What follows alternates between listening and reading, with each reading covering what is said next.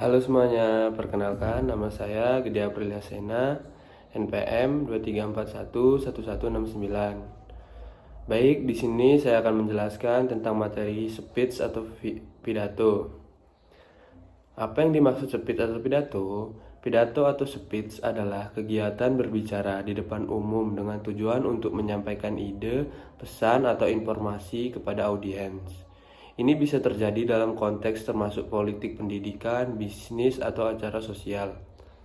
Pidato seringkali disiapkan dengan baik, sebelumnya memperhitungkan struktur, gaya bahasa, dan efek yang diinginkan pada pendengar. Tujuannya bisa bermacam-macam, mulai dari meyakinkan orang untuk mengubah pandangan mereka, memberikan inspirasi, mengedukasi, atau memotivasi. Nah, di sini saya akan menjelaskan teknik-teknik tentang pidato atau speech. Dalam membuat sebuah pidato yang efektif, ada beberapa teknik yang dapat digunakan. Yang pertama, penyusunan struktur yang jelas. Mulailah dengan pendahuluan yang menarik perhatian audiens, kemudian sampaikan poin-poin utama Anda secara berurutan dalam bagian inti, dan akhiri dengan kesimpulan yang kuat. Nah, yang kedua, di sini saya akan gunakan bahasa yang jelas dan menarik. Pilih kata-kata yang tepat dan mudah dipahami oleh audiens.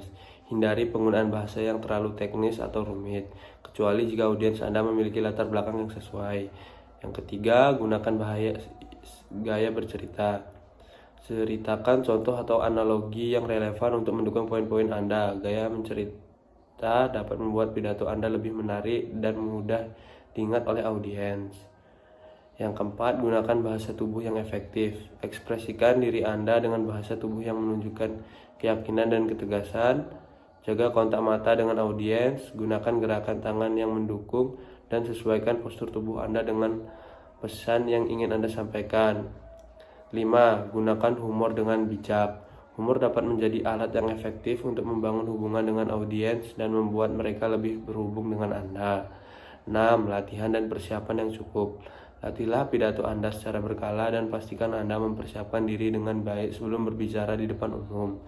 7. Adaptasi terhadap audiens. Pahami audiens Anda dan sesuaikan pidato Anda dengan mereka.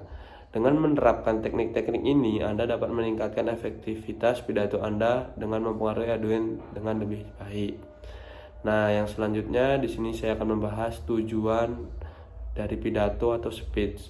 Tujuan dari pidato atau speech dapat bervariasi tergantung pada konteks dan tujuan spesifikasi pembicaranya. Beberapa tujuan umum dari pidato. Yang pertama, meyakinkan. Pidato dapat digunakan untuk meyakinkan audiens tentang suatu pandangan atau ide tertentu. Yang kedua, mengedukasi. Pidato dapat digunakan untuk menyampaikan informasi dan pengetahuan baru kepada audiens. Yang ketiga, memotivasi. Pidato sering digunakan untuk memotivasi dan menginspirasi orang lain, mendorong mereka untuk mencapai potensi terbaik mereka atau mengatasi rintangan yang dihadapi. Yang keempat, menghibur. Pidato juga dapat digunakan untuk menghibur audiens, memberikan suasana yang santai dan menghibur dalam acara-acara sosial atau hiburan. Yang kelima, memperingatkan. Dalam beberapa konteks, pidato dapat digunakan untuk memperingatkan audiens tentang bahaya atau konsekuensi dari tindakan tertentu. Nah, yang keenam, memperingati. Pidato juga dapat digunakan untuk memperingati peristiwa atau orang tertentu, seperti dalam upacara peringatan atau acara kenangan. Nah, tujuan-tujuan ini dapat saling tumpang tindih dan seringkali pidato memiliki beberapa tujuan sekaligus. Penting bagi pembicara untuk jelas tentang tujuan mereka dan menyusun pidato mereka dengan cara yang sesuai untuk mencapai tujuan tersebut. Nah, yang terakhir saya akan membahas kesimpulan dari pidato dan speech. Dalam kesimpulan, pidato atau speech ada sebuah proses komunikasi lisan yang memiliki beragam tujuan, mulai dari meyakinkan, mengedukasi, memotivasi, menghibur, memperingatkan, hingga memperingati. Untuk mencapai tujuan-tujuan tersebut, penting untuk menggunakan teknik-teknik yang efektif seperti penyusun struktur yang jelas, penggunaan bahasa yang tepat, penggunaan humor dengan bijak, dan adaptasi terhadap audiens.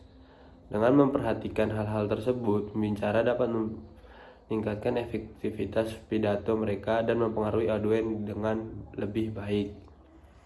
Nah, sekian penjelasan dari saya tentang materi speech atau pidato. Jika ada salah kata, saya minta maaf.